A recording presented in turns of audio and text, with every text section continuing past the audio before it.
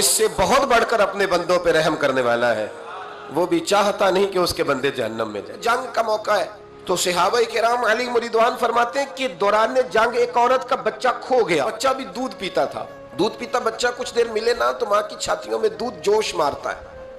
دودھ پیتا بچہ کھو گیا تو عورت دیوانوں کی طرح، مجذوبوں کی طرح بچہ تلاش کرتی، میرا بچہ میرا بچہ، کبھی ادھر جاتی ہے کبھی ادھر جاتی ہے، ڈھونڈتی ہے، تلاش کرتی ہے، پریشان ہوتی۔ میرے رسول کریم کی نظر پڑ گئی، حضور کی نظر رحمت ہو گئی تو محبوب فرمانے لگے صحابہ بتاؤ اس کا بچہ ڈھونڈو۔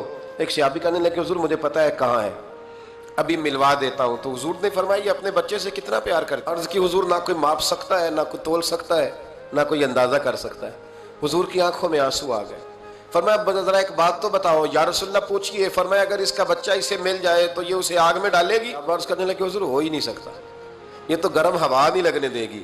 تو حضور فرمانے لگے میرا رب اس سے بہت بڑھ کر اپنے بندوں سے محبت کرنے والا۔ ایک صحابی چڑیا کے بچے اٹھا کے لے آئے، وہ چڑیا شکایت لے کے آئی اور حضور کے کندھے پر بیٹھ کر شکایت کرنے لگی کہ حضور آپ کے صحابی نے میرے بچے اٹھا لیے۔ بات تو چڑیا کے بچوں کی ہو رہی تھی نا، تو رسول کریم فرمانے لگے اس کے بچے چھوڑ دو۔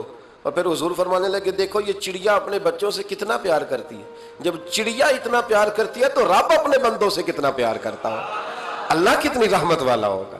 یعنی ہر بات میں رسول کریم نا، ہر بات میں اللہ کی رحمت کا ذکر۔ میرے رسول کریم علیہ السلام ہر مقام پہ اپنے رب کی رحمت کا ذکر فرماتے ہیں۔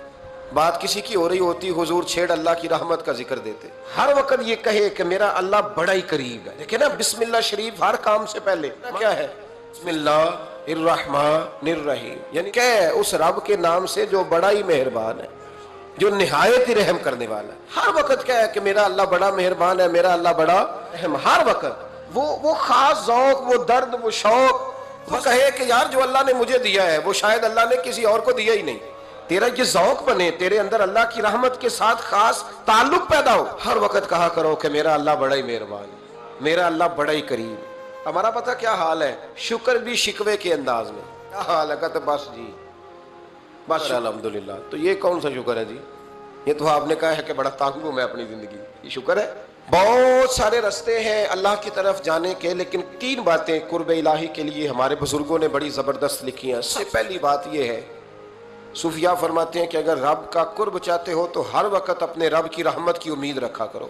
خوش نہیں ہوئے آپ اس بات سے؟ ہر وقت اللہ کی رحمت کی، اور فرماتے ہیں دل سے امید رکھا کرو اور زبان سے اپنے رب کی رحمت کا ذکر کیا کرو۔ انسان اپنے رب کی اس طرح عبادت کرے کہ وہ اپنے رب کو دیکھ رہا ہے، وہ جو ایک مقام ہے، اور کم از کم یہ نہ ہو تو حضور فرمانے لگے اتنا تو ہو کہ رب تجھے دیکھ رہا ہے، لیکن وہ تو درجہ ہے نا بڑا آگے، ہم اسے بڑا آگے کی بات تصور کرتے ہیں، لیکن حضور نے اپنی امت کے لیے اسے ضروری قرار دیا۔ ایو تھوڑا سا نا آگے اٹھ کے، مطلب بڑے بڑے آدمی بن گئے ہم لوگ، بڑے آدمی کیسے بن گئے کہ جس کے پاس پھوٹی کوڑی نہیں ہوتی تھی اس کے اکاؤنٹ میں کروڑوں آ گیا تو وہ کہتا میں بڑا آدمی بن گیا ہوں۔ جس کے پاس سائیکل نہیں تھی تو اب وہ 1.25 کروڑ کی کار پہ پجاروں پہ بیٹھتا ہے تو کہتا ہے میں بڑا آدمی۔ تو انسان بڑا نہیں بنتا، تو تب بنے گا جب تیرے دل میں رب کی معرفت بڑی ہوگی، جب اللہ کا قرب بڑا ہوگا، جب تم متلاشی ہوگا اس کے رستے کا۔ وہ جو انسان کے اندر طلب ہے، وہ جو تڑپ ہے، وہ جو شوق ہے، وہ جو کیفیت ہے، وہ جو معرفت کا نور ہے، یہ اللہ کو بڑا ہی پسند ہے، یہ بڑا ہی پسند ہے۔ اس لیے حدیث قدسی میں رب فرماتا ہے مجھے تلاش کرنا ہو تو ٹوٹے ہوئے دلوں میں تلاش کیا،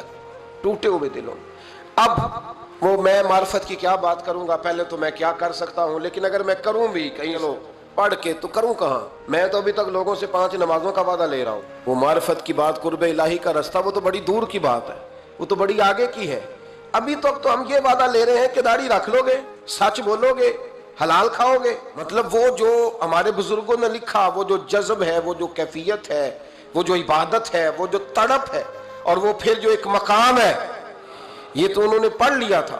ابو البختری، ابو لہب، یہ لوگوں کے گلے کاٹیں گے، پر یہ نہیں پڑھا تھا کہ عثمان غنی رضی اللہ تعالیٰ عنہ قحط کے زمانے میں بھی کروڑوں کا مال اللہ کے راستے میں خرچ کر دیا کرے۔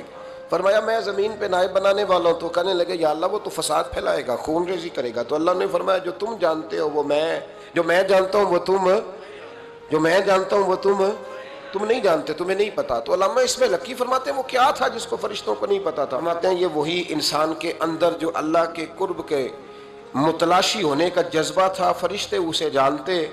لوح محفوظ پہ یہ تو پڑھ دیا تھا کہ یہ فساد کرے گا، یہ تو پڑھا تھا کہ ابو جال فساد کرے گا، یہ نہیں پڑھ سکے تھے کہ ابو بکر رویا بھی کرے گا۔ یہ تو پڑھ لیا تھا انہوں نے، یہ تو پڑھ لیا تھا کہ اخنس بن شریک تلواریں نکال کے لوگوں کو قتل کرے گا۔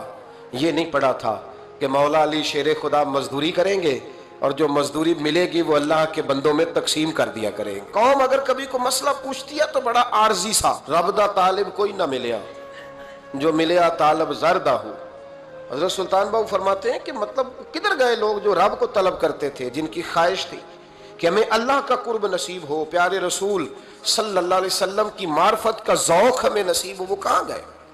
ہمارا ایک مقصد تھا، دیکھیں نا بڑا پیار آتا ہے اللہ کو اس بندے پہ۔ حضرت علامہ اسماعیل حقی رحمۃ اللہ علیہ فرماتے ہیں کہ اللہ نے فرشتوں سے کہا کہ میں نے انی جاعل فی الارض خلیفہ، زمین پہ نائب بناؤں گا۔ قالوا اتجعل فیہا من یفسد فیہا ویسفک الدماء ونحن نسبح بحمدک ونقدس لک قال انی اعلم ما لا تعلمون۔ کوئی میرا ہے جو مجھے بنانے والا ہے، جو مجھے نوازنے والا ہے، مجھے عطا کرنے والا ہے۔ وہ اپنے رب کی چاہت کرتے، اپنے رب سے محبت کرتے، اپنے رب کی طلب پیدا کرتے، شوق بڑھاتے روز عبادت کا۔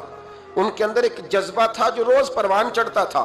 5 نمازیں پڑھنے کے باوجود وہ اشراق پڑھتے، چاش پڑھتے، تہجد پڑھتے، صلاۃ اللیل پڑھتے، وہ قرآن پاک کی تلاوت کرتے۔ پھر بھی کبھی ان کا ذوق آتا تو وہ دنیا سے کٹ کے مصلی پہ ہی آ کے بیٹھ جاتے، لیکن وہ درد، وہ ذائقہ، وہ کیفیت، وہ چیزیں مان پڑتی جا رہی۔ ہمارے صوفیانہ روز دیکھا کرتے تھے کہ آج ہمارے دل میں ہمارے رب کی کتنی محبت ہے، آج کتنا میرا دل چاہ رہا ہے کہ میں اپنے اللہ کی طرف بڑھوں۔ روز ذائقہ محسوس کرتے تھے، طلب پیدا کرتے تھے۔ ہمارے مزاجوں کے اندر ہر چیز کی طلب پیدا ہو گئی ہے، لیکن وہ جو ایک خاص ذوق تھا نا اللہ کے قرب کا، اس کی چاہت، اس کی طلب، اس کی طرف بڑھنا، محسوس کرنا کہ میرا رب ہے، محسوس کرنا کہ میں کسی کا بندہ ہوں، مجھے کوئی رزق دیتا ہے۔